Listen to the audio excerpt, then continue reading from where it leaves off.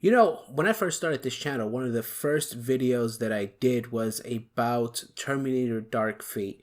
It wasn't the first video, but it was one of the first. And so anytime that I hear anything about Terminator Dark Fate, my ears perk up because it was one of my favorite videos to do.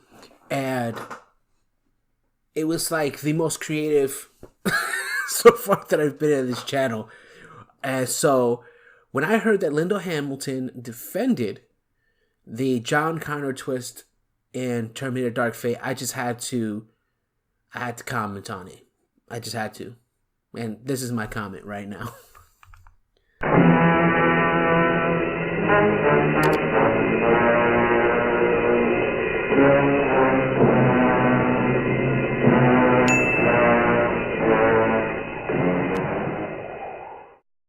So as you can see right here, Linda Hamilton defends Terminator Dark Fate John Connor twist. This whole first paragraph is just a bunch of nonsense. You know how people do. These people, they talk a lot of words. And so here we go. Terminator Dark Fate opened with a bang with a flashback to Sarah and John in 1998. So if you haven't seen Terminator Dark Fate, spoiler alert, okay? Spoiler, don't watch the movie. It sucks. John Connor dies within the first couple of minutes. T-800 appears, takes John out, sent from the future. It never happened. See, that right there, in its essence, was already a big problem for me because literally the sort of explanation was that the future Skynet sent a bunch of them out to the past, and this one was sort of one that was hanging around, and then that one eventually becomes Carl, who is the Terminator that we see later on, who helps out Sarah and the other two. It's kind of dumb. It starts off the movie with a giant question mark, and it just doesn't get better after that. So this is what Linda Hamilton had to say. She said, I don't think Sarah and John would be there at all if they were still fine and strong. I thought it was a great leaping off point for my character to create a new fuel and fire for Sarah Connor. I thought it was a very good story point. I'm not one to cling to past ideas. Judgment Day is about John, but John wouldn't exist without Sarah.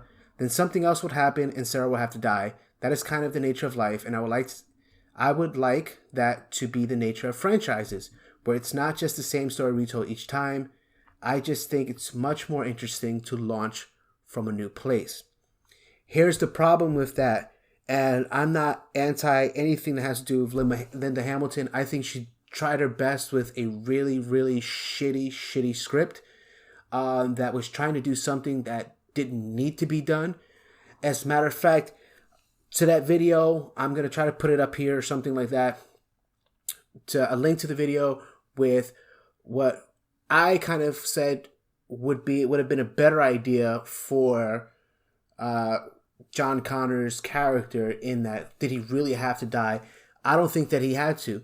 See, the thing is that they replaced John Connor's character with this new girl, and they tried to give her sort of the same mannerisms, or the same as what Sarah Connor went through in the first movie, but give her the sort of John's story, John's end goal, really.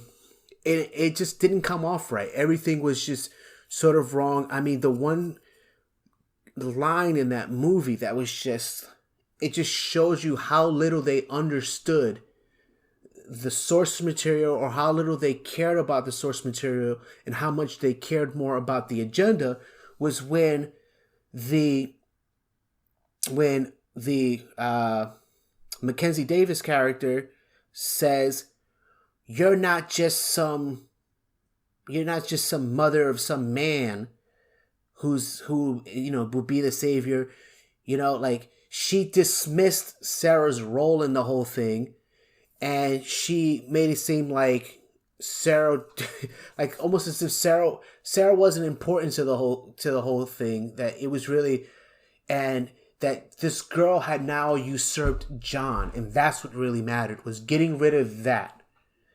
And that is all on agenda. The way the line was delivered, it was delivered with like a feminist angst to it. And it was so bad. And the entire movie is built with that. Just like the fact that even the Terminator in that movie, constantly got his ass whooped. He never he never did anything remotely. Like, the only time that he killed anybody or did anything was when he was killing other dudes. He never touched, like, you never really felt a threat from him to the main characters at all from this guy. And so that's okay. I'm just ranting right now when it comes to Terminator Dark Fate, because there's so many things wrong with this movie. And I think that Linda Hamilton is coming from a good place. Maybe she can't think of a better way to do it, but there were many different ways to do it and keep John's character alive. And also at the same time, give that new girl a place to grow and somebody to learn from, like, who's really there. You see, because Sarah doesn't know what it's like to be the actual savior. She knows what it's like to protect the savior. That girl could have really learned so much from John if they would have kept John alive. And it would have made her character so much greater. And you know what? Realistically, in the future of the franchise, they could have gotten rid of John in many different ways. And it could have been in a way that we respected John, we loved John, but we understood that he had to go. And we had this new great female protagonist to get behind. But instead, now we're left with a dead franchise because of just these they did not care about the story. They left a glaring plot hole in the first 5 minutes of the movie. They fucked up the entire movie. You could not believe anything after that. And it's a darn shame. It's a darn shame. Terminator Dark Fate could have been so great because they had that core back. Edward Furlong would have made that movie in a heartbeat because he needs the money, right? They had Linda Hamilton. They had Arnold. They had James Cameron Consulting. The band was back together again. And you know what?